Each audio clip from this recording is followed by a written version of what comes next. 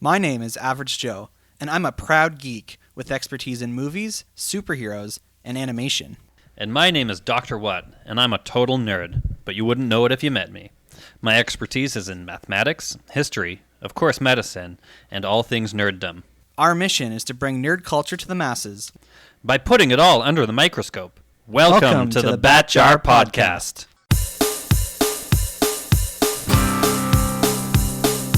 Movies, comics, graphic novels, TV, cartoons, animation, nerds or geeks, entertainment culture. Hear it on the Bat Jar, Nerdy Power.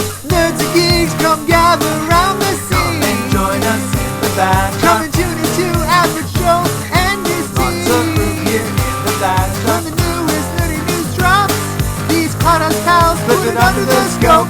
DC, Marvel, Disney, Star Wars, cinematic, multiverses, mega Christmas, strangest franchise. Hear it on the Bat Jar, Nerdy Power. Hello there, and welcome to the Bat Jar Podcast, where we put nerd and geek culture under the microscope.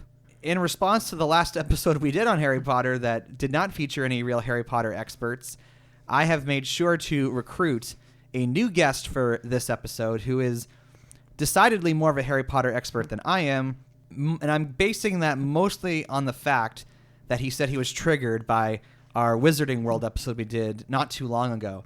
So this is his chance to defend the Harry Potter universe. I want to welcome to the show our new friend, Alexandre. Thanks, Joseph. I'm excited to be here. My name is Average Joe. Okay, so if you're going to be on this podcast, you got to get that right. It's either AJ or Average Joe. Oh, I can't just call you Joe. No. It has to be Average Joe. Or AJ. Or AJ.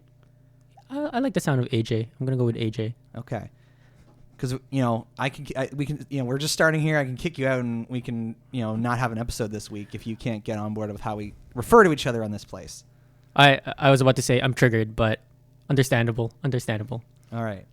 Now, you're not the first person to get that wrong. A lot of people just decide to go shorthand and call me Joe. Surprisingly, no one ever decides to just call me Average. I'm a little hurt. That's like, and my podcast name, that's my first name, and everyone's just calling me by my last name, which would suggest that there's a lack of intimacy, a lack of connection between me and the other hosts because they don't want to use my podcast first name. They just want to use my last name. You know when you meet somebody and you're like, you don't seem like that type of person. I know you, and you definitely are not average, so it doesn't match. When somebody picks up a second name. That's part of the joy of being Average Joe, is that it's kind of ironic that I call myself Average. But that's meant to be a compliment, and I'll take it.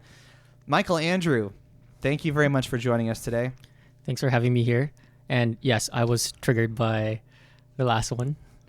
So you have recently discovered the podcast, and you've listened to like 4 or 5 episodes? Yes, I did. So you're aware of the general flow of how our shows go. You probably know that every time we introduce a new guest, we always ask them 2 questions. And how you answer these 2 questions will have an impact on your entire history as a guest host on the Bat Jar. So our listeners, this is our chance to learn about you and who you are. So no pressure. You got to get this right the first time. And getting that out of the way, the first question, what kind of nerd or geek are you? I guess I would say I'm a coffee geek. And can you explain what that means? You're a geek about coffee? Yeah, I love the aspect of coffee, not just like drinking coffee, but even higher and like a third wave type of coffee where people put an unnecessary amount of time into making coffee. Have you been to a cafe where somebody takes like 10 minutes to make your coffee and you're thinking to yourself, what is taking so long? I just want my caffeine. Does Starbucks count as that? Not quite. They make their drinks actually quite fast. Really? Yes.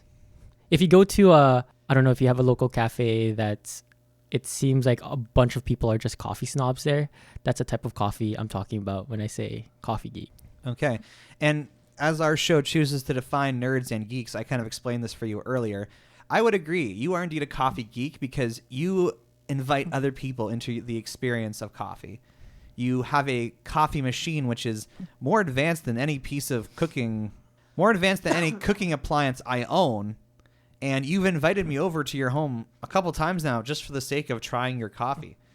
And I don't think anyone's ever done that for me personally. And knowing you has actually led to me growing an appreciation for coffee. I'm glad to hear that. I think that's what I've been trying to give to people, and that's the experience I want people to have, just because you could make coffee really quickly. But I love the aspect of putting so much care and love into something that can be made rather cheaply and rather quickly for very similar end product. So aside from coffee, because let's assume you don't spend your entire social life just talking and drinking coffee. What are other like fandoms or things you're interested in? Like, what are the things that you kind of nerd or geek out over? Definitely Harry Potter. That's why I'm here, and that's why I was triggered by your last episode about Harry Potter. I'm a little bit more calm about it now. I'm a little bit more subdued, but definitely like a few years ago, I spent a lot of time reading, researching, and definitely spending a lot of money when I went to the Harry Potter world. That was my bank account did not like that. But I also know you're into vinyl records. You're a corrector. You're a collector of vinyl records, which is, I would say, an uncommon thing. Would you say you're a nerd or a geek over that, or is that just something you have as a hobby? I would say I was a geek about it. I did love the aspect of having people and listening to a record, but I would say it's less now.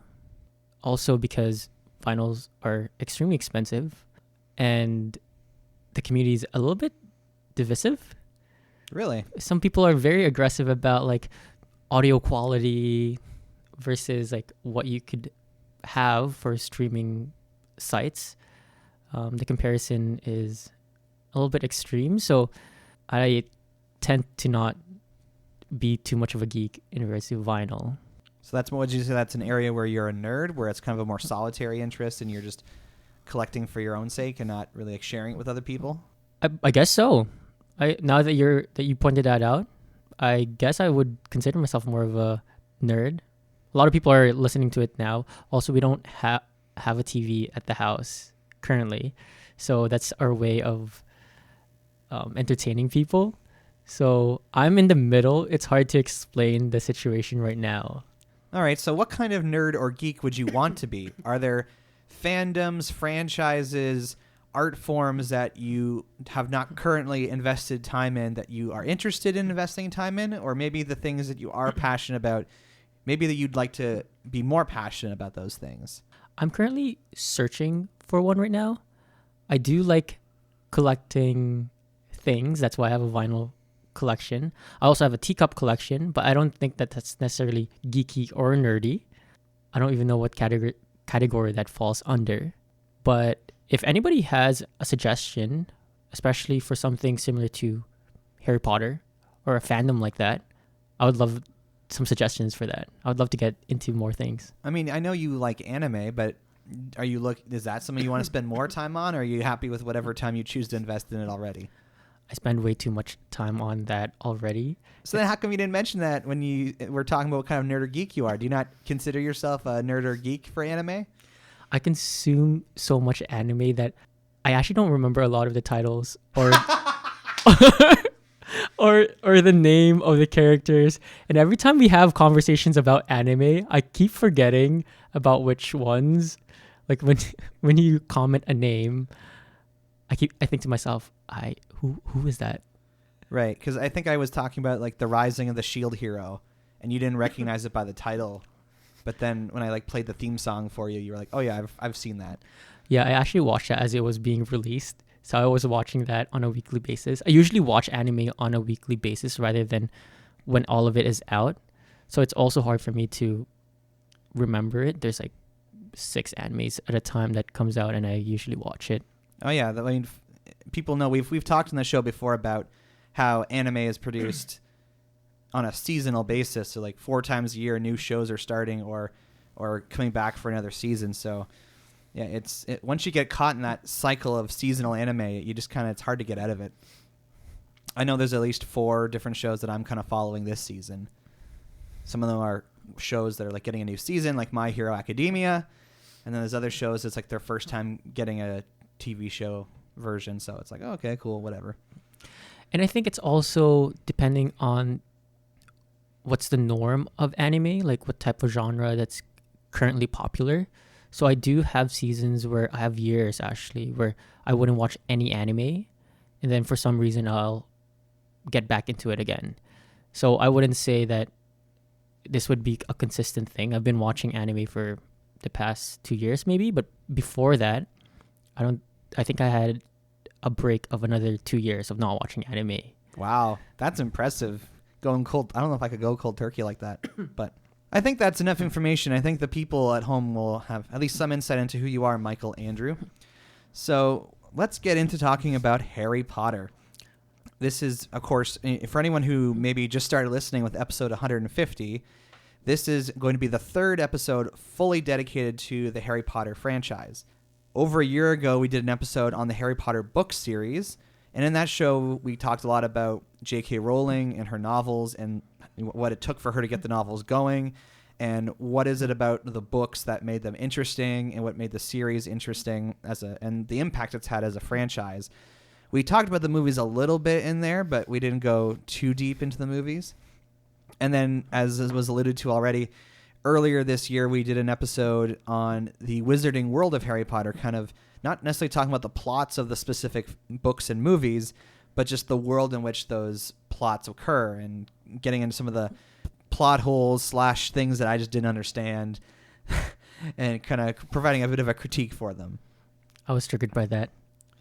Yeah, so with that being said, this is going to be a conversation about the actual film franchise that was spun out of J.K. Rowling's books, and we most likely will not talk very much about the books themselves, except for when the movies betray the books.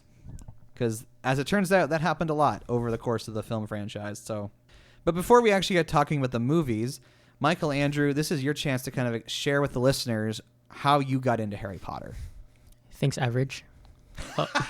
Do you like that? Very nice. I actually got into it very late in the game. I believe it was the last book that came out before I actually really got immersed into the entire fandom. I did not like reading as a child. Harry Potter was a big book that my family liked reading, and they tried to get me to read it, but it wasn't until the end of high school, I believe, around the same time when the last book was coming out, that I just decided to read it. I think it was the structure I was in. It was like summer vacation where I just read all of the books. I read it in a span of 1 month, I think. And wait, you read all 7 books in a month? I think so. Maybe a month and a half. So this would have been at least 2007, because that's when the last book was published. Yes. It was a crazy summer. Like, I consumed the books at such a fast pace that I imagined the scenes that was happening. I'm a very visual person, so when I was reading it, it felt as if I was watching a movie. And then when I would put down the book, I felt like I was pausing it, as if I was pausing a DVD. And had you seen the movies at all? I've watched a lot of the movies. I think I was caught up at that point. There were some scenes, I believe, I don't quite remember what book it was, but there were some scenes where I thought it was in the movie, but when I watched the movie, I realized it wasn't there. It was actually just in my imagination. That's why I became a huge fan of Harry Potter. So you watched the movies before reading the books? Is that what I'm hearing? I did. Okay. So did you watch the movies as they were being released, or did you kind of discover them? I definitely was watching it as it was being released, just because my family was such a big fan that they would watch it. If it's not on release day, then it would be within the week it was released. So I would be watching it with them as a family type of event. That's interesting. So you're one of the people who watched Harry Potter first, and then only after having seen several of the movies did you actually go back and decide to read the books. Yeah, that's basically what happened. I think I watched 5 of the movies before I read all of the books. You know, that math adds up because the 5th movie came out the same year as the 7th book. Oh, thank goodness for that. I'm terrible at math, so... So I'm trying to process this information. You read 7 books in a month after having seen several of the movies, so you would be reading the books with through the lens of the characters from the movies, correct? Like you would have imagined the actors and the sets from the films, or were you able to create a separation? Yes and no. So it was hard to separate like the main characters. Like Harry Potter is Harry Potter. But with how my mind was working at that time and like how my imagination was working, there were definitely some moments where how I envisioned Harry Potter and like the Potter world or the Wizarding world, I guess, was very much in tune with what J.K. Rowling was trying to convey, what she envisioned it to be. Sounds pretty convenient if you ask me, but who am I to question the way in which you interpreted these things? Well, I mean, nobody really reads the entire series in the span of 1 month. That's true. That might be your claim. I wonder if there's anyone who's read the whole book series faster than you. Oh, I'm sure. I also didn't have anything else to do, so I would just read that the entire day. So coming out the other end of the book series, I'm guessing this has been my general impression with Harry Potter fans is that they like the books more than the movies. Having read the books and now considering yourself a fan, would you fit that same description? Yes, agreed. The movie doesn't give enough depth to the characters as it does with the books. And I think that's why there's an entire fandom, is because there's the small details. Somebody could cling onto those small details and relate to those things. Whether it's a life experience of one of the characters, even a minor character, but the movie does not do that at all. Like it focuses on the main character And the plot. and the plot. Yeah, apparently the audiobook for all the Harry Potter books combined is 150 hours. That means that if they were to try and literally adapt everything that's in the book into the movies, imagine, there's 8 Harry Potter movies, so I don't know, let's divide that. So Google says it would take, if each movie was in a direct adaptation of the audiobooks, each movie would have to be about 18 hours, which is obviously impossible. Some people would love that. I think I would have loved that when I was a huge Harry Potter fan. But an 18-hour movie, you wouldn't be able to see. There'd have to be like so many intermissions. Yeah, that would be basically a series. Yeah, and that's when it would become a TV series, and that's sort of changing nowadays. But you'll go back almost 20 years to when this franchise started making movies in 2001. I don't think there were many big budget television shows. Like, let's face it, there's a lot of elements of Harry Potter that either involve grand set design or computer generated effects. I don't think there would have been many TV shows like that at the time that could have afforded that kind of budget. I think that would have been such an investment for any production company that it wouldn't be feasible. It's such a risk.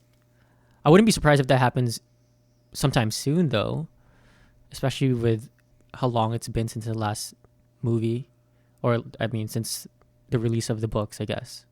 So let's talk about some things that are kind of not specific to particular movies in the franchise. Let's talk about elements of the entire film series. As I mentioned in the episode on the book series, J.K. Rowling apparently was on set for parts of the first film, but apparently once she started seeing it come together, she was like, they get it. They've got it under control. And she more or less stepped out of the involvement of the films. I think there were a handful of characters she had the kind of veto power on casting, but other than that, she basically stayed out of it until the final 2 movies in which she came on as a producer for. So it's unclear to me how much involvement she actually had in that. But she, as the author and kind of original storyteller here, gave the producers and the filmmakers kind of permission to adapt her work as needed. And across the 8 Harry Potter movies, the total budget, like the amount of money actually cost to make all these movies, is $1.15 billion.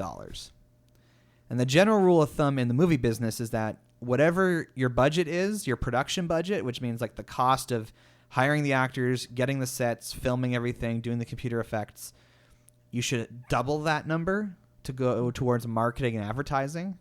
So we can assume that it cost them about $3 billion to produce all 8 Harry Potter movies. So this was a significant investment for Warner Brothers and all of those involved in making these movies. And to date, the Harry Potter franchise has grossed $7.7 billion. So they definitely made their money back and some. Does it surprise you that the Harry Potter franchise has made that much money? Looking at it now, no. But when the first movie came out, I wouldn't be... Yeah, looking at it now, not surprising, especially with the momentum that the books alongside the movies had.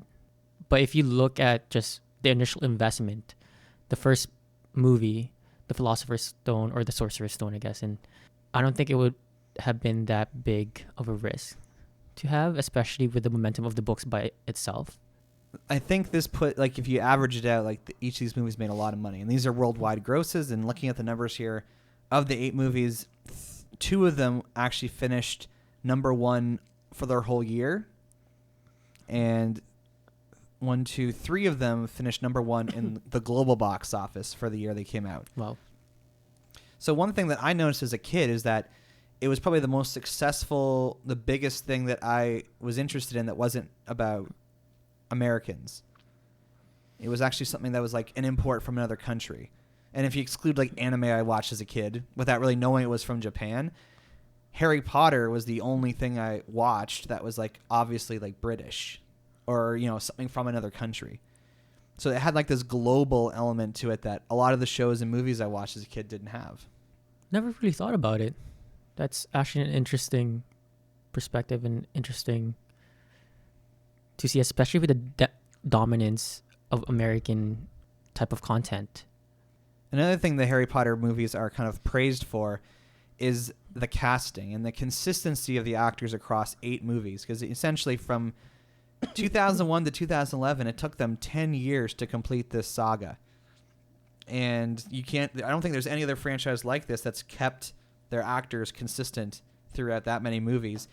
And in the same spirit of the Harry Potter books, which started out as a children's book that kind of evolved into more of a young adult novel that really anybody could read, you got to see these child actors grow up literally on screen, their entire childhood and their pubescence to their teenage years. And of course they would have been into their 20s by the time the movies were done. Even though they were still playing teenagers, we literally saw them grow up on screen. And that is something that certainly I don't really know of other franchises. Perhaps some TV shows, I guess, would have that effect with their child actors aging up. But considering the Harry Potter movies had such a global appeal and they did so well financially, literally the whole world watched these kids grow up on screen. We watched Daniel Radcliffe and Rupert Grint's voices drop. That's true.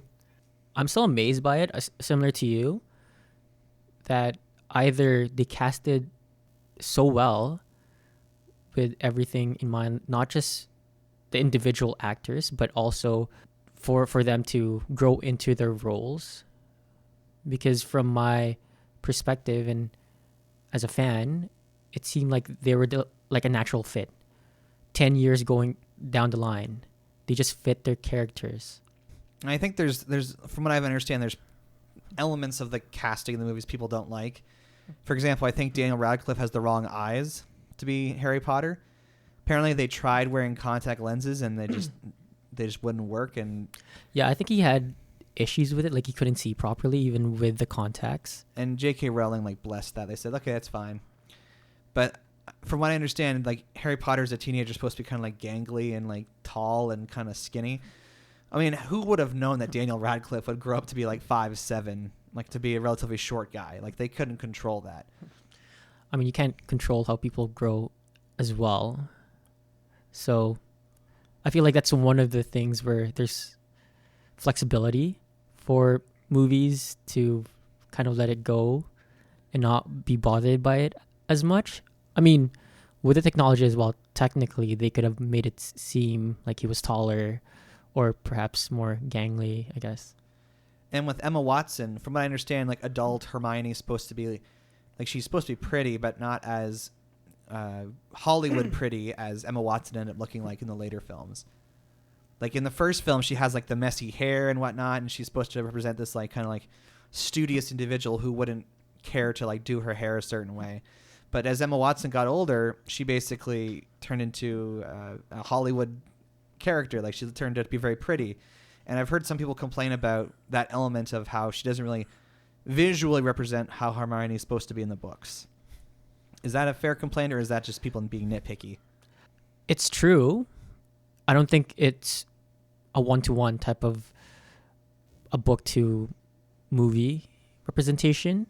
But now that you're talking about it, it might also be the fact that it added value to the movies. Like it was, she is an attractive person, and perhaps they use that as a way to market well. And I don't think her appearance made it that big of a deal that it would ruin the immersion, or it would take you out of the wizarding world. I made a point of saying in our episode on the books that she had published 4 of the Harry Potter books before the first film came out. And then from every book on, from book 5 onward, she was writing with the understanding that they was going to get adapted into a film. And you really get the sense that books 5 through 7 are kind of more connected. Like it's kind of like telling a larger story, kind of the way book 4 ends. It leads in directly into the plot for 5, and then 5 sets up the plot for 6 and 7.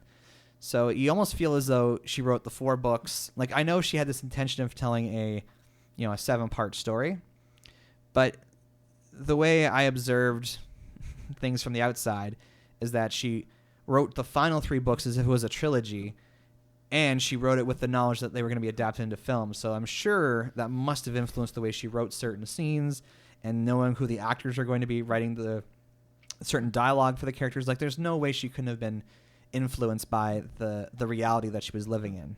The first thing that I think about is it like a chicken and an egg scenario where one is affecting the other? I believe you can't quote me on this, unfortunately, but I've watched some interviews from JK where she said that when she was watching the casting of the main characters, Harry, Ron, and Hermione, she thought they were like the perfect people to play those characters. And I think there was also an interview where she said there was an influence of how she wrote it, but with the influence of them being so perfect at the role that they're playing, the character that they're playing, the characters actually somewhat mirror the wizarding characters. So we're human beings. It's hard to be just disconnected from everything. But you also said that she wasn't a producer for those movies. Perhaps it's to help her be a little bit more disconnected than she would have been if she was there the entire process. I think we've run out of things we can just say in general about the movies without actually talking about the specific films. So if you have not seen any of the Harry Potter movies, we're going to start talking about each of the films individually, and this is going to most likely lead to, well, it's definitely going to lead to spoilers for each film. So at this point, I would say if you have not seen any of the Harry Potter movies, pause this episode, go watch them. I mean, Alexandre here made it through all the books in a month, so sure, and and that's like 160 hours of content. So the movies are, some of them are at the most 2.5 hours, some of them are like under 2 hours. So you do that math, that's only like 17 hours of your time. So I'm okay if you pause this episode now and don't come back to it for like 2 months, as long as you don't delete the download. But take however much time you need to get into the Harry Potter franchise and come back, and know that you're gonna have a totally different experience than Alexandre and I, because like him, I grew up with the movies. Like I was relatively the same age as Harry Potter was in the first film when it came out. And so as he grew up in the movies, so did I. So I had a totally unique experience of watching the movies because I was basically aging up with Harry Potter. And I had read some of the books, so I had some movies I enjoyed more than others, and we'll get into those specifics. But people who are getting introduced to Harry Potter now, they don't have the wait for the new movies to come out. They don't have to wait for the new books to come out. They can just go and watch the whole series, read all the books. So if you're one of those people, take this opportunity to get into the franchise. And if you're an older person, if you're not a child, just know that the first movie and the first book are intended to be children's books, but they lay the groundwork for what will come later. So I would certainly say it's worth kind of wading through the kind of like simplicity of the children's books to get into what comes later. Would you agree, Michael Andrew? Definitely agree. I think it even brings a different perspective. So when you come back in a month or 2 months after watching all of the Harry Potter movies, you could even read the books. You could do it in a month. If I could do it in a month and I was a slow reader, I'm still a slow reader, you could do it. I believe in you. And you could start this podcast from the very beginning and have a different perspective on what we're saying. That's a good point. So on this podcast, when we talk about spoilers for movies, we go into what we call the spoiler-verse. And Interesting. Yeah, so like in the spoiler-verse, spoilers are safe for everything. So there will be a time code in the description of this episode in the show notes that will tell you how to avoid spoilers for the Harry Potter movies. All right, so we're going to go into the spoiler-verse now. Okay, we're inside. Whoa, this is it's still kind of the same, but different. Hey, there you go. So the way I thought it'd be interesting to talk about the actual Harry Potter movies is talk about them not in chronological order, which would make sense, but to actually talk about them in order of how successful they were. So we're going to go off of their domestic box office numbers. Just a reminder, domestic box office includes the American and the Canadian box office. So I realized that for Harry Potter, it would maybe make more sense to talk about how it did in Europe, in the United Kingdom, but we live in Canada, dang it, so we're going to talk about Canada first. So I love Canada. This isn't going to be a full diagnostic on each Harry Potter movie because that'd be a whole podcast series in itself.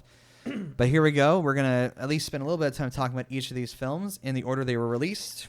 That's not true, by the order of how much money they made, because I think it says something that these movies didn't all make the same amount of money. There is definitely a disparity among how much money each one of them made, and you don't know the numbers. I have them. I don't, and I'm super excited to hear. So here we go. In 8th place, earning $249 million. So just keep that in mind. The lowest grossing Harry Potter movie made almost $250 million, which is a feat even this year in 2019. There's only 7 movies that have been released in North America that have made that much money. So the fact that this is the lowest grossing says a lot about how overall successful this franchise is. But in 8th place, 2004's Harry Potter and the Prisoner of Azkaban. The ride of the summer is coming. Just mind your head. On June 4th, old friends return. Ridiculous. New dangers await. And the Prisoner of Azkaban escapes. Harry Potter and the Prisoner of Azkaban. Housekeeping. This film is not yet rated. I'll come back later. So I was actually very surprised to find out this is the lowest grossing movie. It was the one that really was significant for me personally because Prisoner of Azkaban was actually one of the books I actually read for Harry Potter. And I read the book after having seen the first 2 movies. So I sort of imagined the same production design and the costumes and the actors from the first 2 movies kind of living out the events of the 3rd book. And I really enjoyed Prisoner of Azkaban as a book. And then I go and see the movie, and this was the first time they changed directors in the Harry Potter movies. And Alfonso Cuarón decided to go with a different look for the film. So it's lit darker. The costumes, like the Hogwarts robes, are different. The school looks a little different almost. This is where the actor for Dumbledore changed. So the movie just looked a lot different than how I imagined it. And even some of the way the creatures looked and like what Lupin looked like as a werewolf, it just did not match what I imagined when I read the book. And for possibly the first time in my life, that actually like kind of triggered me. It kind of like took me out of the movie because I was it was having a hard time reconciling what was on screen, but with what I imagined it was meant to be. And because I'd actually read the book, I was aware of all the details they were either glossing over or leaving out altogether. So I had the opportunity of watching the movies first before I read the book. And then I had the opportunity, and I guess kind of a privilege, to read the book later on and then coming back to the movie with a different perspective. And yes, I was just about to say it's way darker, different approach to how the film is compared to the previous two. I would like to say, however, that it actually allowed some sort of a transition to how the rest of the movies and the rest of the books were going to be, where the previous books and previous movies were geared towards, I guess, children, but you could see that this is like the puberty stage. Yeah, you notice the voice changes Yes. really here. I would say technically the Goblet of Fire would be more like the puberty stage. Yes. But yes, like there is a transition. Like it's like a preteen stage from child to preteen. And they did that visually. At least I'm extremely biased, by the way. So that's how You're biased towards this movie, you mean? I'm biased towards against Harry it? Potter Oh, in general. Like I am just a fan. So the way that I approach it, the way that I view things, or the way I rationalize things, I'm in favor of the books and the movies. Okay, you're trying to play for both teams. That's interesting. Well, so like the only specific detail about Prisoner of Azkaban I remember getting annoyed by is that they go in the book, they go into all this detail explaining the relationship between Sirius and Harry's father and Remus, and they talk about how they made the Marauders map and they have all their code names and whatever. And in the movie, they introduce the map with the names of them, and they never explain who they are. And it's kind of like, I thought this was a huge part of the movie because, like, literally, you know, Sirius Black is in the title. Is the prisoner of Azkaban. But instead of actually being like, you know, he still is obviously a driving force in the film. But I don't know.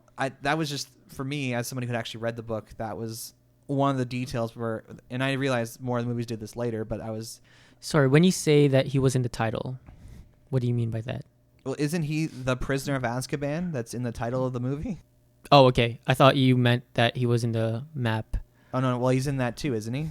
Well, it's his nickname. Right. Oh. It's Padfoot. But no, certainly the third Harry Potter movie had a darker look and feel, and it sounds like you appreciated that. I wasn't the biggest fan of it. I still am a big fan of the first movie. Even to this day, I know some people don't necessarily like it. Perhaps of all the things that they missed out, they skimmed on. But I really do like the lighter feel of the movie in general. But looking at it overall, seeing where it lands, where Prisoner lands, it makes sense. It's not my favorite movie. It is one of my more favorite movies, even though I don't like how it leaves out things in the book. It was famously the movie that was, you know, originally they were going to do this every year. They're going to make a new movie every year, but this was the year, I guess, that Daniel Radcliffe wanted to take off to further his studies. So he was essentially they took a year off from filming, which is why it came out in 2004 instead of just being the next year. And also, it was the first Harry Potter movie released during the summer. The first two were released in November, so it kind of has more of that summer blockbuster feel to it in terms of the grandness of the story and how there's these Dementors and the school's under siege, and you know there's a lot more just serious stuff going. I realized I just said serious, but serious with an E, not an I. Serious stuff going on. I'll take it. I love puns, so keep them coming. Although, maybe that was detrimental to why it's the lowest. Because it was a summer release? Yes. Aren't there a lot more movies that are bigger in the summer? So it was competing with different things. That's true, yeah. Also, I feel like the vibe and the experience that Harry Potter has, it feels more like a Christmas, winter, maybe even fall type of movie. It's kind of an even split. We have 4 movies that were released in the summer and 4 that were released in November. So it's in terms of when they decided to release the movies, it's kind of an even split. But anyway, that's Prisoner of Azkaban. It's the lowest grossing film. It's It's one of the only ones I read the book for. So Still made a lot of money. yeah. So coming in 7th place, having made $261 million when it came out, 2002's Harry Potter and the Chamber of Secrets. On November 15th, the story that captured the imagination of the world returns. Your scar is legend. With more magic. More mystery. Hello, Harry. What do you want? And more power than ever before. We are in trouble. Hello. Harry Potter and the Chamber of Secrets. Rated PG. The second year begins November 15th. This almost feels like just an extension of the first movie. Like it's like you can easily like edit these together to be one long movie, you know? It's the same director, Chris Columbus, who had previously done Home Alone, ironically. So he has a great history of working with kids, obviously with, you know, Macaulay Culkin in Home Alone and now with these kids. I think he was the right guy to come in and get this thing started because so much of the movie, of those first two films, are spent with these characters as they are like 11, 12-year-olds. And it almost feels like a detective story, like kind of like a Nancy Drew or Hardy Boys kind of thing, the way they're going around trying to like solve these mysteries. Well, I feel like the entire movie had that feel. They were always trying to solve something. I feel like it's especially like the driving force, at least in Chamber of Secrets, is like they're trying to solve this mystery of like what is this Chamber of Secrets and who is Tom Riddle and all this stuff. I do agree with that one. I also really like how you said that it's just like an extension. Is that what you said? Yeah. Of the first movie? Because now that I'm looking at it, the first movie was a bit more precise, and I don't know the budgets of the movie, but I feel like the first was less budget than the second. Surprisingly, no, actually. The No first way. one had a larger budget than the second one. I wonder why that's the case. Because it seems like the second one was a bit more, maybe not intricate, but there was a lot more details in it. The storyline was bigger. It connected to other characters more than the first one. Maybe the first one had like signing bonuses for all the actors because it was the first movie. But the first film, which we'll talk about later, obviously, had the hard job of establishing the whole world. Mm-hmm. Yes. Whereas Chamber of Secrets kind of just like was able to hit the ground running. It's like, all right, you already know the world, and now we're just going to like tell a story in it. So I actually really like the Chamber of Secrets movie. I'm kind of surprised it's so low on the list because it's probably my favorite of the early movies, I suppose. I enjoy the mystery element is really stands out to me with this movie. I do like the first two movies. Dobby's annoying, but Dobby is extremely annoying. I know that a lot of people love Dobby. I'm not. I'm indifferent in regards to Dobby, and I don't apologize for it. Hopefully you don't get a lot of mail about that. do we have much more to say about Chamber of Secrets? I mean, like you said, it's a longer movie. I think this one's actually 2.5 hours long. I'm sad to hear that it made that.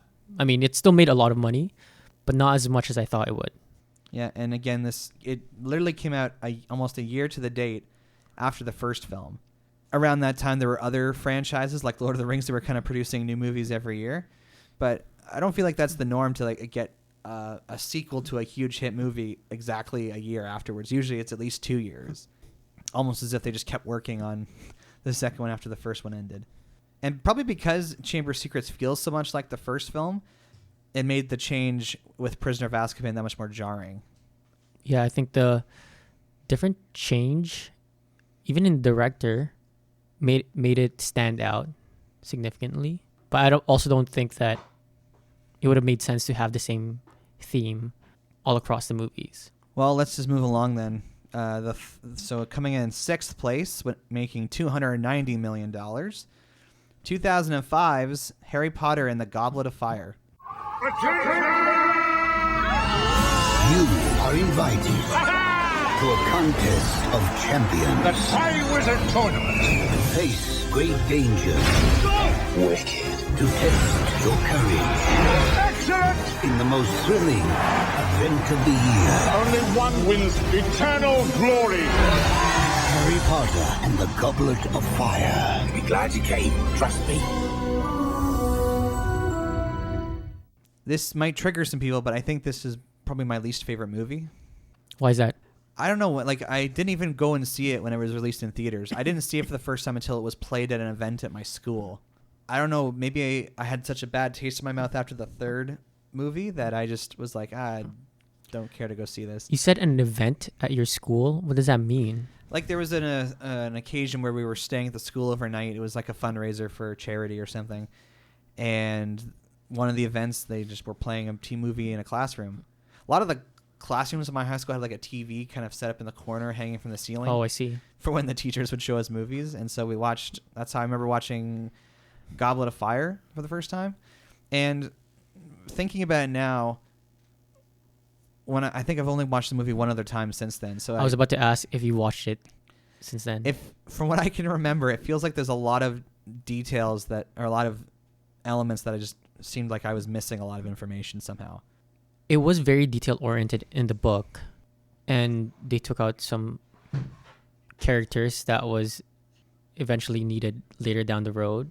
Just like Dobby's character was a big thing in the book, but was not in the movie. I don't know, maybe because it didn't focus as much on the actual wizarding school. It was more about this tournament that was going on. Or maybe because it was the long hair. Maybe that's what did it for me. All the guys had the really long hair in that movie, and that was throwing me off. I was like, Told what is you, this? puberty. This is the puberty stage of the series. Maybe that's also why people didn't like it. A lot of people Because they were don't introducing the romance? Because I do remember that was like the first movie to really have like an emphasis on romance, and there's like the dance in the movie, and it's got, this one has the future Batman in it. You know, Robert Pattinson's in this movie. There was a lot of things that was being introduced. They introduced different aspects of the wizarding world, which personally I like. It let the audience know, the viewers know, that there's more to the world than just Hogwarts. Right. So it almost, would you say it's almost like the first film in the sense that they have to kind of take the world building we already have and now here's a whole lot more? I think so. And yeah, the romance aspect, even in the book, was completely different. Really? I feel like the romantic aspect was not there previously as it was in the Goblet of Fire. So they played it up for the movie is what you're saying? No. Sorry, I meant that there was romance in that book, even though there was basically no signs of romance anywhere else in the series, or like that heavy emphasis on it. They actually nuked it a little bit in the movie. Like, there's less of a romantic emphasis. So is that a good thing or a bad thing? I don't know, because again, I haven't read the book for this one. It depends. Depends on if you like romance. I feel like a lot of people that were reading it probably would have liked it. Maybe not. Well, It's a preference thing. I certainly, like, you know, when I did eventually watch the movie, it was like, oh, like they're starting to think about each other romantically, and like that kind of lines up with where I'm at in my, you know, adolescence and whatnot. So I can relate to that awkwardness, I suppose. And this, and talking about being dark, it's like, yeah, Prisoner of Azkaban was visually very dark with all the Dementors and whatnot. But this is where the story started to get a little dark, because you have a character die at the end in Cedric, and you know, what is it? What's the rat guy cuts his hand off, and Voldemort is like risen from the dead and all that stuff. So Yeah. the story is certainly taking a decidedly darker turn at this point.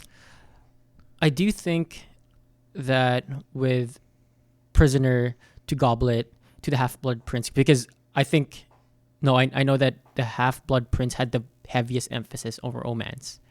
I feel like the books actually focus on romance the most, like building relationships, and those three movies were like very interconnected. Even like visually was very similar. It's as if they have their own story that they were trying to like convey away from the rest of the series. I mean, granted, the whole like concept of this wizarding tournament was very exciting. I didn't quite understand what's the whole point of the Triwizard Cup again? Is it just for the sake of having the schools meet each other and compete for the sake of saying we're the best? Well, it used to be a tradition that happened, I believe, on a yearly basis before somebody was heavily injured or somebody actually died during the tournament. That's why they canceled it. And they decided to bring it back again, to bring back that tradition and for everybody to, I guess, be more interconnected. And is this the point where spew is going to be part of the books and it's just omitted from the movies, or is that? Do you remember when that comes into play? Because I'm imagining again, this is where they really had to start shortening, like condensing content. So yeah, the fact that they took Dobby's role out of this movie and just handed it to a character who already had screen time, that kind of stuff. I understand you have to take liberties when you're adapting something for a movie, but people seem really upset about the spew thing not being a part of the movies. And I can't remember, I don't know when it's introduced in the books and where it just gets kind of gets dropped off the face of the earth for the movies.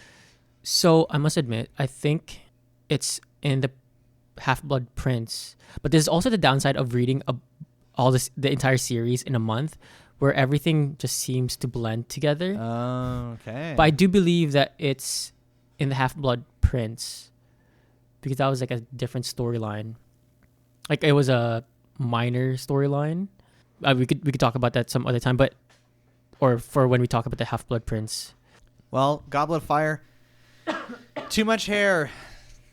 I'm glad they got those boys' haircuts because it just didn't. Maybe that was popular in 2005. I can't honestly remember. It was a shock for everybody. I remember seeing it and looking at the previous movie and thinking, why did they just decide to grow their hair? Why did they go this direction? I mean, it helps. Like if you see a photo from that movie, you can tell it's that movie. And just the last thing I should mention about Goblet of Fire, it's probably the first movie where a lot of the plot is centered out, like you said, outside of their school life. Like huge chunks of the movie are revolving around this Triwizard tournament, and I feel like you hardly ever see them actually like taking classes in that movie. That's again from my poor recollection of seeing it twice. No, that agreed. I think there's a division with people who really like Hogwarts and the story that revolves around being a student at Hogwarts. I think some people actually questioned it. How did these students do in school during this time? Especially where they had to play host to two other like schools. Yeah, did those other schools just take classes at Hogwarts, or were they just taking a year off? Like, what was the deal there? That's a good question. I don't know. Okay, well, I'm sure someone who's listening. I mean, you talked about something like this in the last episode. Let's just move on. Coming in fifth place with $292 million in revenue, so just a smidgen above Goblet of Fire. 2007's Harry Potter and the Order of Phoenix, or Order of the Phoenix. You applied for the Defense Against the Dark Arts post. You were unsuccessful? Obviously.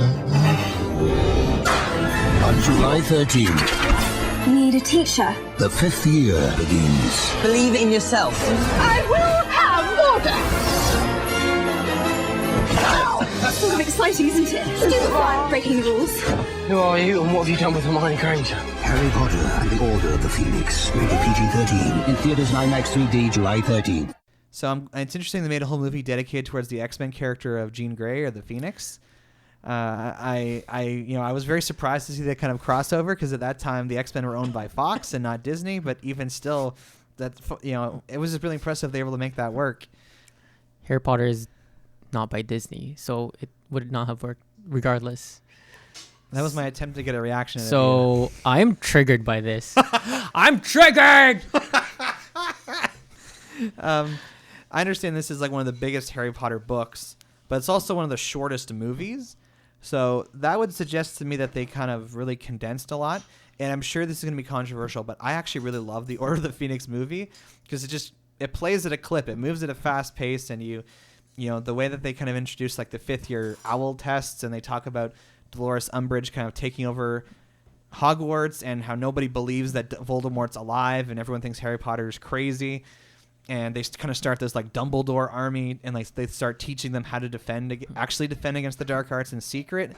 Like those are the things I remember about the 5th movie and really enjoying. I was like, yeah, like this is great. Like, I just remembered being triggered by Umbridge so much. Because she was a bad representation of the book character, or because she just triggers you? Just a character. She was a well-written character to be hated on. Like, J.K. Rowling did such an amazing job of writing about her, and the portrayal of Umbridge was spot on. I've never been so angry at a fictional character. Yeah, and she wears all that pink, so she looks all cute and friendly, but she's actually super mean. I mean, I think I watched an interview or a video about it where it's a good representation of the world, or what is scarier than somebody who looks safe, that looks approachable. Like the Joker. He's supposed to be a party clown, like someone you can trust. A lot of people do not like clowns average. Does that include you? You don't like clowns? I'm indifferent with clowns. I'd rather not have them. I don't see the point of clowns. I'd rather have magicians, personally. Wow. But it's also because I'm a Harry Potter fan, so I love magic. Fair. So do you enjoy the Order of the Phoenix movie as well, or do you? Because having read the book, you probably have issues with how they really shortened it up. I'm in between because I really like the details. I love the details of the books. Some of the details are unnecessary when you're trying to portray it in a movie. Just like any adaptation, you have to cut it short. It's impossible to have all of the details in a 2-hour movie. Two things I remember being kind of either underwhelmed or confused by with this movie is that they don't really go into any detail explaining who the actual members of the Order of the Phoenix were, like the original. They kind of just show you a picture of them and they mention names and that's it. Where I'm sure the book goes into more detail explaining who each of them are and fleshing them out. And then when Sirius dies, the way it's portrayed in the movie, it's so underwhelming. He just sort of stands there and just fades away. And it happens so fast. They're just, doing their whole zip, zap, zopping. Mm-hmm. And then he just gets hit with something. And I was like, what just happened? Did he die? That seems so anticlimactic for a character who we were like growing to love. And maybe he has more time in the book than, because like you have to remember, he's actually barely in Prisoner of Azkaban as a movie. He kind of has scenes here and there and has some nice parts at the end. In the Goblet of Fire movie, you just see his like face in a fireplace once. Mm-hmm. And then he's sparse throughout the Order of the Phoenix movie, and then he dies. And I was like, I feel like I'm missing out on this character getting I can understand how important it is to Harry because he's like his only like family left. But I was just like, what the heck is this? I'm thinking perhaps it's a way for the movie to pull emotions out of you. This discontent of how can he die so quickly, even though he's supposed to play a bigger role. Unfortunately, he didn't really play a big role in the movies. He wasn't really talked about much. You didn't really see him. So I think it was supposed to bring out maybe an anger towards like the Death Eaters, similar to why Harry was so engulfed by this anger towards the Death Eaters. And this kind of spills into the next movie, a scene that they added, which I will not talk about right now, but I think that's the type of anger, that's the type of emotion that the movie was supposed to entice out of the viewers had they done it properly. This was the year the final book was published. So at this point, the people who are reading the books know how the whole series ends. So it's possible it didn't do as well at the box office because we reached the point where people were like, okay, well, I know how it ends, so I'm not going to watch the movies anymore. But this brings us to the movie in fourth place with $295 million of revenue. 2010's Harry Potter and the Deathly Hallows Part 1. Harry Potter, I have seen your heart, and it is mine.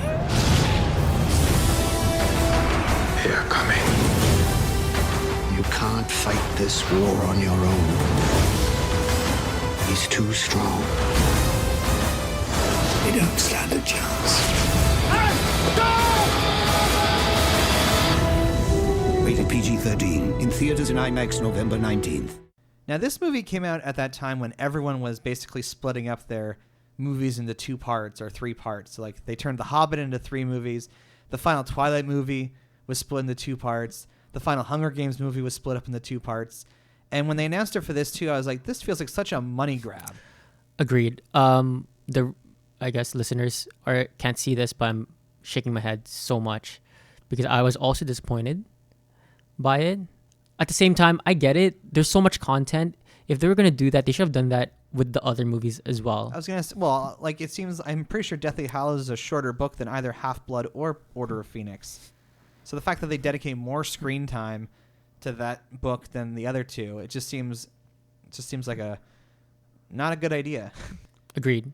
Because I barely remember I've only seen Deathly Hallows Part 1 once, and maybe this is, again, I haven't read that book, but it felt like the movie was moving at such a slow pace. I'm like, this is like such a slog to get through. Like, these scenes go on forever. I'm like, it felt as though they were padding the movie out.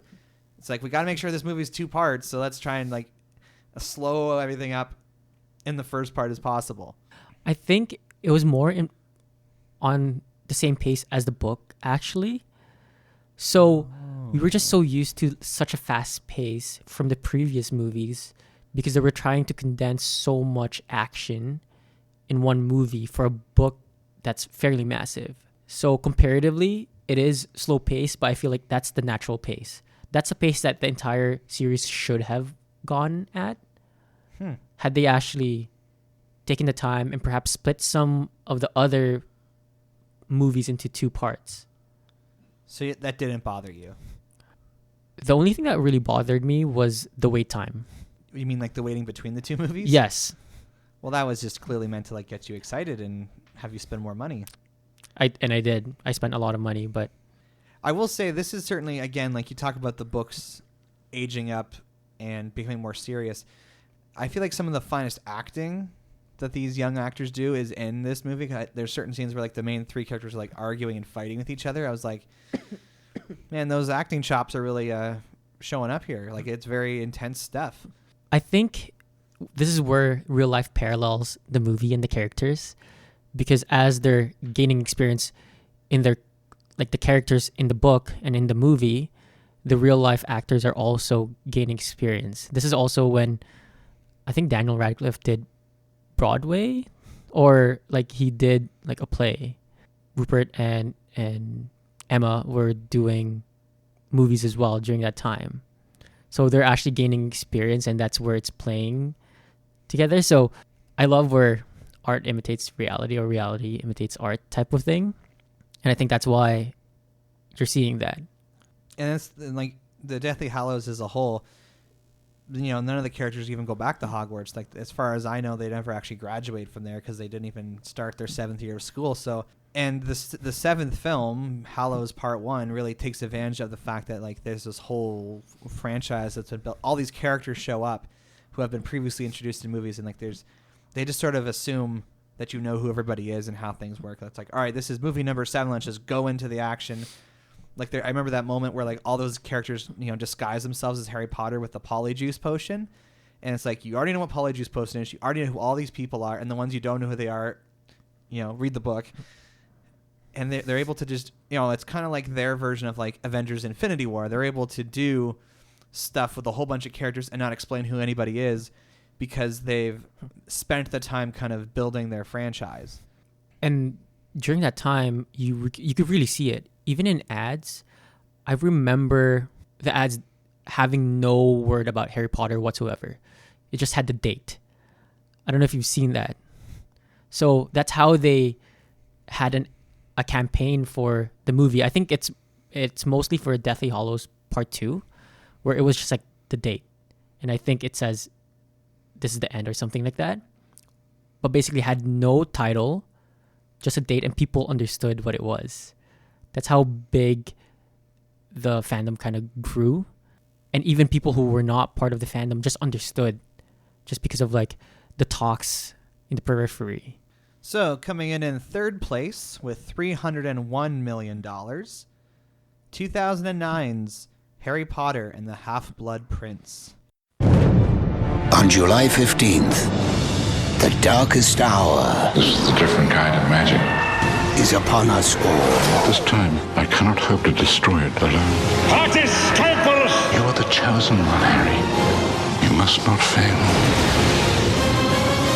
It's over. Fight back! You coward! Fight back! Harry Potter and the Half-Blood Prince. Rated PG. In theaters in IMAX 3D, July 15th. Now, this is one of the books I actually did read, and I remember being very underwhelmed by the movie. This is a romantic one, right? Yeah, well, there's barely, but I just remember loving the story of the Half-Blood Prince as a book, and I read the whole thing in 3 days, so I read through it pretty quickly, and it just felt like there were so many parts and I get it. We've talked about this already. You have to condense things, but the things they cut out seemed essential, and then they kind of like just sped through the plot of as if the whole movie was on fast forward, and they were trying to get a lot done very fast. And so when Snape finally reveals that he's the Half-Blood Prince, it feels like doesn't even matter. It's like, what? Oh yeah, I forgot that was part of this movie. It wasn't only that. The emphasis on it, the minor story, were the relationships that people had. Like, this was when Harry started really liking Ginny, and then Ron got into a relationship, which was super weird. So it wasn't even that much of a focus on the wizarding world, I feel like. It's for us to get to know the characters, to be invested in them, so that when you go to the next movie, the next book, you're attached to all the characters. And that's what the movie did not do very well, because it was not set up to be a movie about relationships, whether it's friendships or romantic relationships. It was not meant for that. The culture, the fandom was not set up to accept that type of storyline, and it's harder for that to just change. To change it in the movie, it's hard to convey that all of a sudden and not have a drop off. So I'm actually surprised that it did that well. Well, I think because the book was so popular. Yeah, basically to say it's one of the highest grossing films in the series. It was one of their summer releases, and summer 2009, I don't really remember many other major movies. Like, I remember that being a relatively light year that was the year the X-Men Wolverine prequel that was terrible came out. That was an absolute terrible movie. But so maybe it didn't have as much competition. That was the year between Iron Mans. Like, the MCU hadn't really taken off yet. I can't even remember what the highest grossing film in 2009 was, which is a shame for me. But that doesn't matter. I feel like from my experience reading Half-Blood Prince, there's a lot of detail, like world building. Like, there's a lot of details about the history of Dumbledore and Voldemort and Slughorn. Like, there's a lot of they kind of explain the whole concept of the Horcruxes and the development of that in this book, I should say, not the movie. They do it in the movie, but it's kind of like the main focal point. I was really interested in the whole Half-Blood Prince storyline from the book, where Harry gets this book that basically has been doctored with like tips from this Half-Blood Prince, and it ends up being part of the movie, but like a small part. Which is funny because it's in the name. Yeah, again, the title thing is a small part of the movie. All that to say, I just remember being very underwhelmed, and yeah, my experience watching the movie was kind of bleh. I think this is one of the books that needed to have 2 parts. For you to be able to flush out all the storylines, I think it would have benefited with having 2 movies for it. I don't necessarily know if it would have done as well as it did in the box office had it been split into 2. And even Dumbledore's death, I don't know, the way it was shot, it just didn't seem as epic as I imagined it when I read the book. I actually kind of liked it. I don't quite remember it in the book, unfortunately, but I do remember the scene, and I think it did it well for the time constraint that they had. They made it as memorable and as dramatic as they can, and a little bit sentimental. They obviously didn't have a funeral where everybody was there. I forgot to mention the directors. So you had the guy who did the first 2, Christopher Columbus, and then you had Alfonso Cuarón, who did the third. Then you had a different guy named Mike Newell, who did Goblet of Fire. And then this guy named David Yates came in. He basically did the last 4, the final 4, and then he's also done the Fantastic Beasts movie. So David Yates has become like the Harry Potter director. It's like, I don't think that guy does anything else. How can you with such a massive franchise? Well, these first 30 other directors, came in and left. They kind of established the tone, and Goblet of Fire and Prisoner of Azkaban, they feel like their own movie.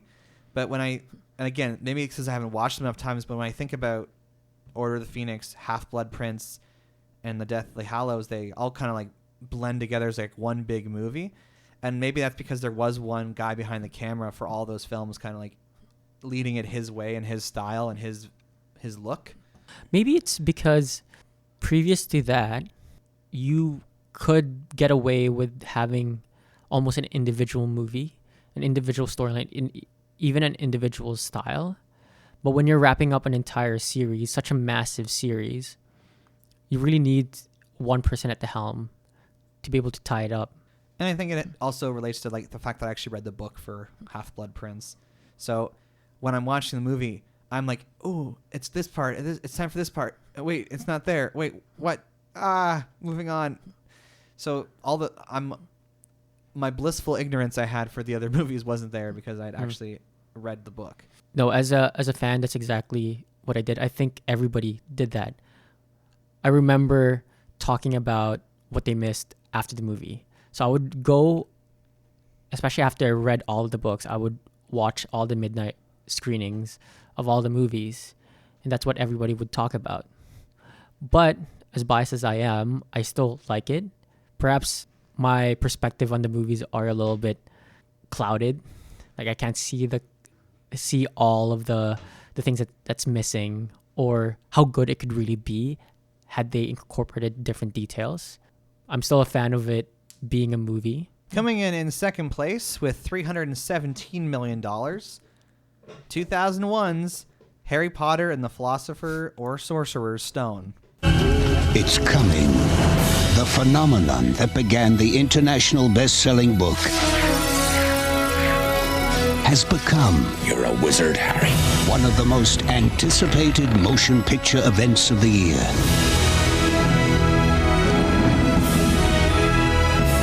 I think we can expect great things from you.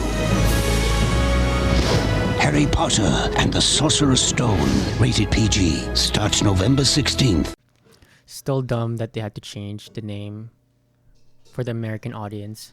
I mean, it's more so it was a problem with the book first, so it's not like the movie was responsible. Oh yeah, I'm talking about the book. Okay. It's still dumb. It's very confusing. Who does that for? Well, it happens all the time with these sort of things. Like, there's a show my parents watch called Murdoch Mysteries, and in the States, it is called The Artful Detective. Oh, that is extremely dumb. And I'm extremely disappointed at that. Well, take it up with the Americans. Come on, guys. So this says something that, like, the first film was so successful that, only one film was able to actually surpass it financially. And then, bear in mind, it made $317 million in 2001. So if you adjust it for inflation, it probably made more money than most of these films. Especially with a different technology, 3D, IMAX, like, it would have made a ton of money now. And so there's a lot of questions you can ask. You can say, are there people who went and saw the first film that just said, no, this is not going to be for me, and they just sort of didn't come back? Are there people who saw the movie several times because they'd never seen anything like it, and they were just craving for more because there weren't as many of the books available? Are there people who got really excited because it was the first one, and then seeing that it was going to be a part of this massive series kind of like just trailed off? I don't know. I don't have the answers to those questions.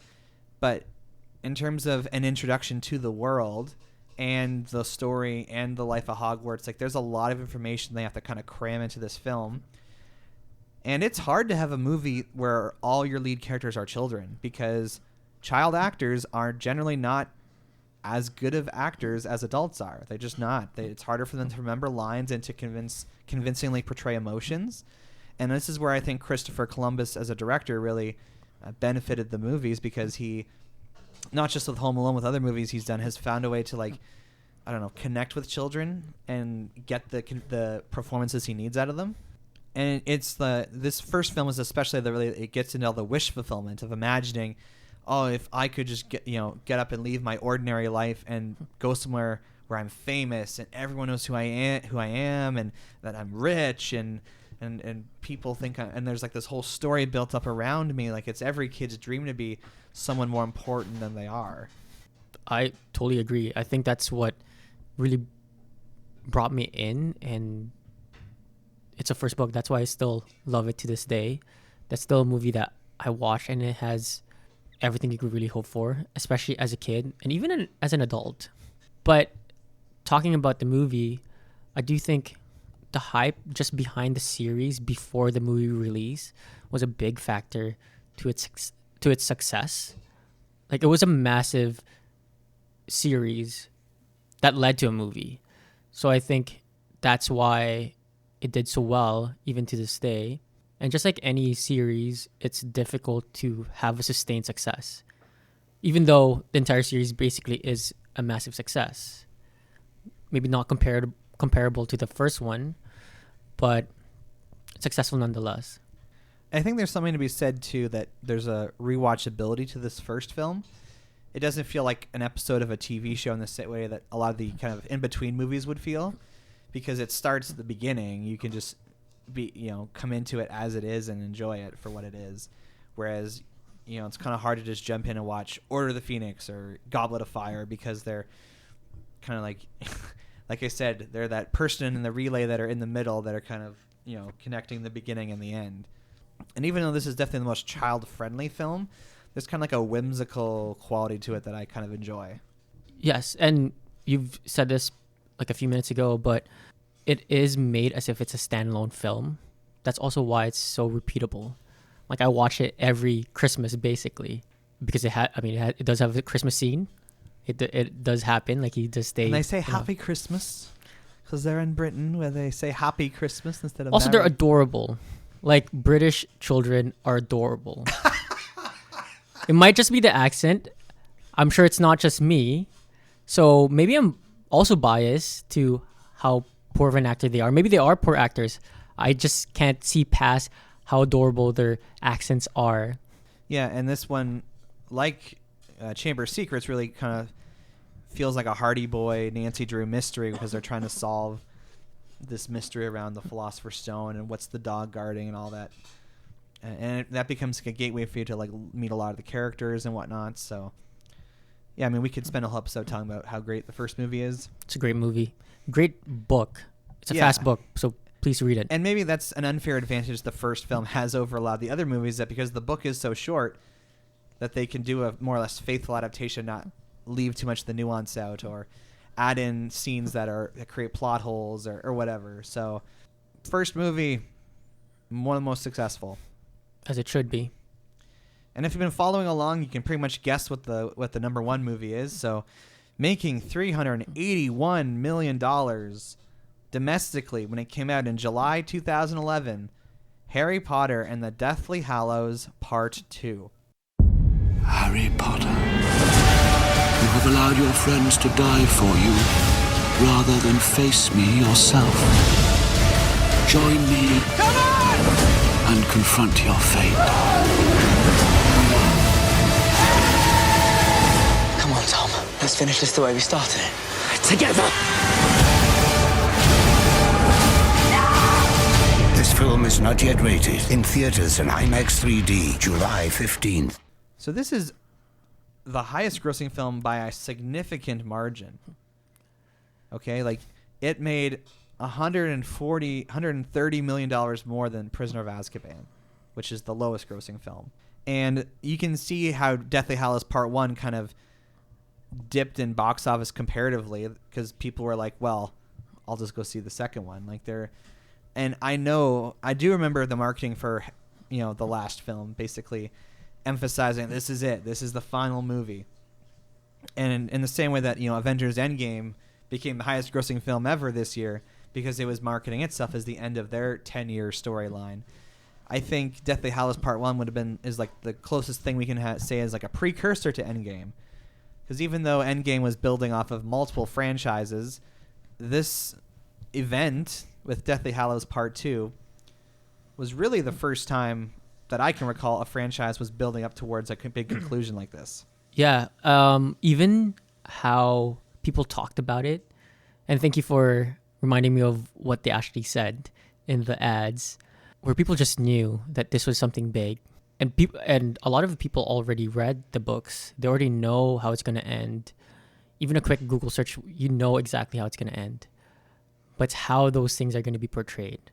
I think people had a good understanding of how the previous movies have gone, the details that they skipped on, the details that they added. How are they going to present this visually? The scene, people's favorite scenes. This is the only Harry Potter movie to make over $1 billion at the box office. Some of them came pretty close, but this was the only one to really crack the top. They call it the $1 billion club. All the movies that gross $1 billion, because it's not an easy thing for movies to do. I think there's only about 13 or so that have done it. Wow. Maybe closer to 20. But the point is, it's a small group of movies, so the fact that it actually snuck into that group is fairly impressive. And I don't remember. I think I've actually only watched this one once, and I don't remember much about. I just remember the big fight, of course, and Voldemort dying. And then, of course, the scene at the end when they have their own kids. I was disappointed, actually, by that scene. The part with him dying or the part with the kids? Him dying in the last battle. I was very disappointed with it. Because when I was reading it, I visualized what it looked like. It was one of the movies where I had the opportunity of just visualizing the entire book. And it wasn't at all what I envisioned. Even how they added a weird fight scene that was not there at all in the book, where he was Voldemort suddenly was flying all over the place, and it was a really odd thing. I remember Neville cut a snake's head off with a sword or something. I remember that being part of the final movie. I remember them having their big frankly, these wizarding duels, at least the way they portray them in the movies, was never all that interesting. You had two people standing at either end, they're just pointing their wands at each other, and then there's the fireworks, kind of the energy, the beam struggle in the middle, as if it's a poor man's Dragon Ball Z or something. It was actually more heroic, I feel like, in the book, where it showed Harry's courage, where he took Voldemort one-on-one. He had the opportunity of having people fight alongside with him, and I guess they were, but in the end, it showed the culmination of everything, all the emotions that people had, especially as a reader, whether that's anger or sadness towards either even Voldemort or Harry. They didn't satisfy that, at least personally for me.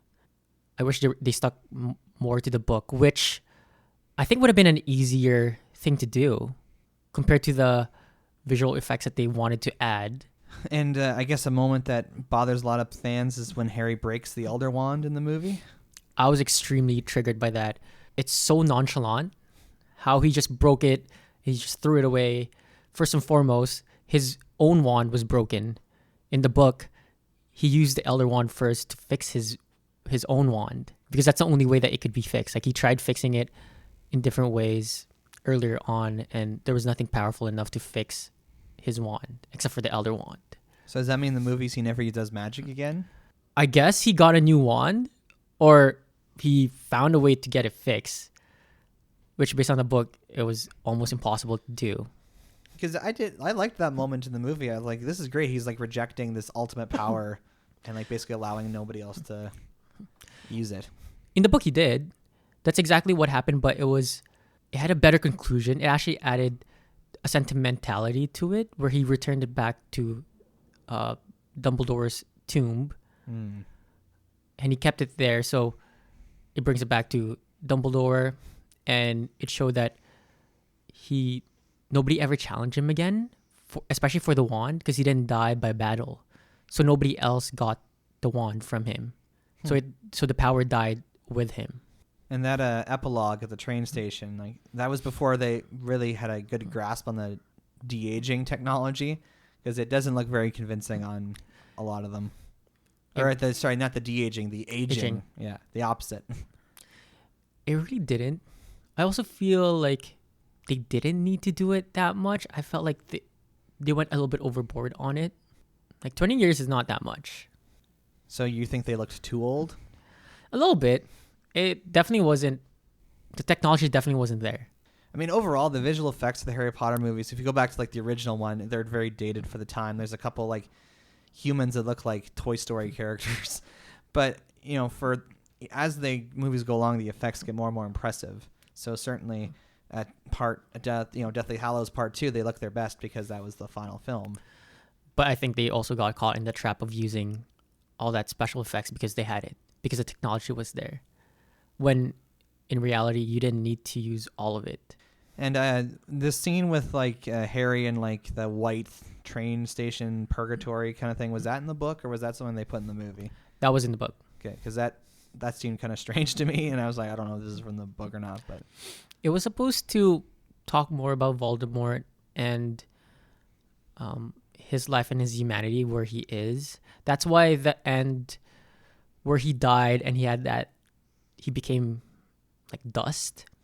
You remember that, where it was floating? And in 3D, I watched it in 3D. It was actually disgusting. It felt like he was flying into your face. I had to close my mouth because it felt like he was flying into my mouth. Anyways, he was supposed to die as a human being. Like, he was supposed to die an ordinary death. When Harry defeated him in the book, he was just supposed to die. But it kind of glorified him in a way because they wanted to have this visual effects. This is where I'm saying, like, they use too much of it just because they had it. They had the budget when in reality they didn't need to do that at all. Well, I mean, it says something that the only movies that were number one at the box office for their domestic and worldwide releases were the first one and the last one. In other words, the most people were willing to show up for the beginning and the end, and then, it goes somewhere in between where basically the audience kind of trickled down to the hardcore Harry Potter fans, and then kind of they all showed up again for the finale. So I truly am impressed by the Harry Potter series, and they had to change Dumbledore's actor because he, the first actor passed away, and they're actually fairly lucky that was really the only, because some of those actors are old, so it's actually miraculous in a way that they survived the whole series. And I know there's all kinds of characters that are in the books that aren't even in the movies. There's all these subplots that didn't get included. And like, we watched a couple of YouTube videos where people were kind of illustrating all the ways in which the books are different from the movies. My overall thoughts, I enjoy the movies more for the books I didn't read. And the books I read, I enjoy those movies less. Whether you agree that J.K. Rowling is a good writer or not, it's hard to deny how she built up a world where people could really dive into. And that's something that it's just hard and very difficult to portray in a movie. When you've read the books first, especially if it's fresh in your mind, like a lot of people read the books before the movies came out. Like, they will read it before they actually watch it. It's hard not to be disappointed, even, especially if you're looking forward to a specific scene that just wasn't there. Yeah, and just to kind of, the legacy of the Harry Potter franchise, they've got this whole Fantastic Beasts kind of prequel series they're working on. I didn't see the first one, but I ended up going on, I actually went on a date to see the second one because the girl wanted to see that movie. And what I found was they didn't explain anything. Like, they kind of assume this would be the Crimes of Grindelwald, just in case anyone's wondering. But that movie, they don't really explain anything about the world or the magic or the characters. Like, they kind of just assume that's like, if you're here watching this movie, you know all this stuff, so we're just going to get straight into the plot. And it didn't feel like she actually, and I don't want to like throw J.K. Rowling under the bus, but she actually wrote that movie. And it just doesn't, at least for me, I didn't leave the film being very impressed. I love Harry Potter. I'm very biased, especially with the original series, but I really don't like anything of the Fantastic Beasts series. Nothing? Not even like getting to see, what America is like in the wizarding world, or seeing that time period in the wizarding world. Funny enough, I thought it kind of lost its magic. It lost the magic of the original series, of even like exploration, or is it because everyone's an adult and there's no cute kids with British accents? No, it wasn't that. It could be, actually. Like I said, I'm clouded by how adorable British children are with their accents. But there is something lacking in it. Maybe it's a story that just started in the middle. Like, we don't know who these people are before. Like, we know that they wrote books that were great wizards eventually, but maybe that what was missing was their origin. I mean, we also love just origin stories, right? Yeah, so I think there's a third one of these Fantastic Beasts coming out, but I haven't heard much about it. And honestly, I don't care to see it. Even though I enjoyed watching the Harry Potter movies as they were released, I'm not attached enough to the Wizarding World franchise to continue on with it. Now, this leads to my final question for you, Michael Andrew. Do you think they will reboot the Harry Potter movie franchise? Hands down, they will. Do you think they should, though? I think so. I think there are new viewers that would be open to growing up with Harry Potter again. They're already releasing new versions of the books. They have different editions of it. It's same content, but different editions that... Like the cover's different? The covers are different. I personally have one. I have two versions of The Chambers of Secret. So while there's new audience, similar to how you grew up with Harry Potter, that's why you were more attached to certain stories. That's happening right now, and I think, in a selfish way, I would say I would like that. I would like a different perspective of Harry Potter. I would like to relive it again. But doesn't it feel like, wasn't the film series like close enough to the books? Aren't all these? Isn't Alan Rickman so iconic as Snape that how are they ever going to cast anybody else? I'd like to see them try. I think the foundation of it is, leaves a lot to the imagination. There's a lot of details that could be brought in, and it doesn't even have to be a movie. It could even be a series, especially how popular series are now. I could totally imagine them having a series. Because that's the thing, we're entering the genuine streaming wars now. We're having all these streaming services launch with all this need for original content, and like Amazon is producing a Lord of the Rings series that is like set hundreds of years before the events of the main books. I could see HBO Max is the Time Warner streaming service that's coming out next year, and I could see them making like Harry Potter as a series, like as a TV show instead of movies.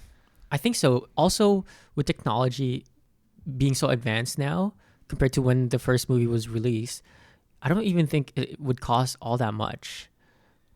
Yeah, that's fair. And certainly I would also say it's only been 8 years since the movies ended. So I think it is too soon, but I would be interested to see a new version of the Harry Potter story kind of set in modern day, because I realize the Harry Potter movies are set in like the 90s or whatever, but I would be interested to see like what modern teenagers with their smartphones, like imagine being a muggle being raised in like 21st century Britain or America, and you get that letter saying you're going to Hogwarts, and you go to a place where your phone doesn't work and you don't have the internet anymore. I think that would be an interesting way, like an interesting spin on the story. Isn't it somewhat of how the Fantastic Beasts series is going about it, but set way back in the future, way back in the past? Yeah, it's like the opposite effect. It's like even more dated technology. I want to see like modern people with modern sensibilities kind of reacting to the wizarding world. So if they are like, well, we have like smartphones, for example, like you and I have smartphones. If we were to start going to Hogwarts tomorrow, they'd be like, what do you need that thing for? We have all these other ways of finding information and communicating with each other. So if I were to just start going cold turkey tomorrow without my cell phone or a computer, and I'm going back to writing with pen and ink, that would be a huge transition to go through. Like, you know, your average 10-year-old now doesn't know how to handwrite. Imagine being scooped up from, again, if you had a Muggle upbringing into Hogwarts, that'd be an even harder transition. Now that you're saying it, I think it would be different. I think there would be a lot more embrace with the Muggle community, especially after the Battle of Hogwarts, where a lot more people are understanding of Muggle I'm not technology. saying a sequel. I mean, like, literally, I'm not saying, like, let's do a story about Harry Potter's kids. I know there's that cursed child play. Oh, you want, like, basically... Like, remake the Harry Potter books, but then transpose... It's like a parallel universe. Yes, let's start the Harry Potter multiverse. Let's have the Harry Potter story retold. So Harry Potter is 11 years old in 2021 instead of 2000 or whatever, 90. However, whatever it was originally. I think that's if they're going to... Because we had the same conversation with the new Lion King movie. My brother Dan Hatton and I, he said he wants to be able to introduce all the movies he grew up with to his daughter, but with like updated technology and a new fresh coat of paint, basically. it's not enough for him to want to just like show her the old movies, but to let her experience them herself as she's growing up. So I think there is something to be said about the generational part, but I'm saying let's, instead of just retelling the same story as it was, let's do something different. And if it ends up being like a Harry Potter multiverse, why not? That's interesting. I'm trying to think if you would lose actually the magic by having newer technology. Well, I'm not saying they have to have their smartphones at Hogwarts. I'm just saying taking kids who are used to that and then putting them in a Hogwarts setting, like that would be a whole different dynamic for them to try and figure out. But I think it loses the sense of adventure that you have before like modern technology is here now. It loses the aspect of knowing information right now, having a centralized mode of getting information, where a lot of the muggles are used to just having Google, like searching it up. It's like, okay, I know it now. And I'm assuming somebody like Mr. Weasley, who has a lot of questions about the Muggle world, will be using Google a lot, right? He would like to understand what is the purpose of rubber duck. That's something he's actually asked in the book, and I'm sure he's going to be using that. But if you're going to take a Muggle child and back into the wizarding world, I can't imagine. Like, that's a different problem, and I don't know if the storyline will translate very well, but that's just me. Anyway, let us know what you think. Do you want to see a reboot of the Harry Potter movies? Do you want to see a quite literal reboot where it's the exact same story, exact same time period? Do you want to see it take place in the modern day, maybe in a different time period? Are you open to the idea of a Harry Potter multiverse? Let us know what you think, because this is going to be the kind of ending the conversation on our Harry Potter movies. We didn't really give back cookie ratings to each movie, but I think you can kind of tell how we feel about each one of them based on how we spoke of them. Start a petition. Oh yeah, for the reboot? Yes, please. And we want it as a show, not as a movie series. I think we agreed on the movies needed to be split into multiple parts. Right. So it's time to go into the bat jar and look at our mail.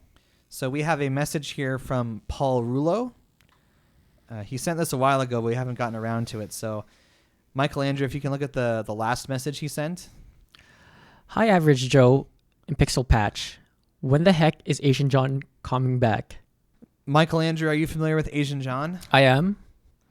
You've actually met him in IRL, correct? I did. Great guy. I do miss him. I have the exact same question. I've asked him that. So have you listened to any of our episodes with him in them? I have listened to, I think, the first one. Like the first episode? Might have been. Oh, that's a rough one. Like the audio quality is not very good, and we don't know what we're doing. But certainly, yeah, Asian John, for people who haven't, there's might be people who don't know who Asian John is, but for those of you who are relatively new, Asian John was my original co-host on the Bat Jar, and just over a year ago now, actually, he transitioned the power of the Bat Jar hosting to Pixel Patch, and then when Pixel Patch went on his sabbatical at the beginning of this summer, he transferred the power to both Ben the Movie Buff and Dr. What. So for people who don't know, Asian John was the first co-host, and he was famous for not really knowing a lot about anything when it came to nerd culture, and it was very easily to get me triggered over things. We don't live together anymore, but I do see him once in a while. In fact, he just started renting an office in the same building as us. I didn't mention this, but Alexandre and I work together. So I've brought up the idea to Asian John to come back a couple of times, and we're going to hopefully try and set something up that works with his schedule. I think we might pull him in for either the new Star Wars movie or for Frozen 2. I'd love to hear the Frozen 2. Get him in for Frozen 2. Or ranking the comic book films of 2019. Like, there's a lot of different options we can take with him, and hopefully we'll find an episode soon that really just matches his unique skill set and matches his availability, because he's running his own business now as a videographer. So if you are looking for a good videographer, let me know and I can connect you to Asian John's business. Any thoughts on Asian John returning? Would you want him to come back? I don't know his unique skill sets personally, but it sounds fun to hear him talk about Frozen 2. So I would really hope that he comes back for Frozen 2. Okay, so if you want to contact the show like Paul Rouleau did, we can tell you how to do that. If you want to contact the show with a question or an idea for an episode, you can send us an email to badjawpodcast@gmail.com, or you can tweet us at The Bad Cookie Jaw. We are available on Apple Podcasts, Google Play Music, Stitcher Radio, Spotify, SoundCloud, or wherever you get your podcasts. Share your posts on Facebook and make sure to like our page because we want everyone to join us inside the Bat Jar. That's right, inside the Bat Jar. And I want to emphasize the whole sharing the post, because if you share our Facebook posts on your own wall, that means everyone that who's your friend will see it, and that'll increase our reach. You can certainly give our episodes, or our show, I should say, a review on Apple Podcasts or some of these other platforms. And the more ratings we have, the more reviews we get, the farther we go up the rankings. We also have a YouTube channel where we upload all our episodes. So if you want to subscribe to the channel on YouTube, if you listen to audio podcasts on YouTube, we got you covered. And if you start a petition, please at us at the Bat Jar on Twitter. Yes. Oh, yes. We'd love to know about the petitions you guys are starting. So, Michael, Andrew, it's now time for you to go inside the Bat Jar and decide what we're going to talk about next week. So, how exciting. Yeah, so don't look. People often look in the Bat Jar. I feel like that's going to be a blank piece. Oh, maybe it's not. I don't know. Oh, there's something written there. What does it say? Comics as education tools. Okay, interesting. So our next topic is going to be talking about comic books as tools for education.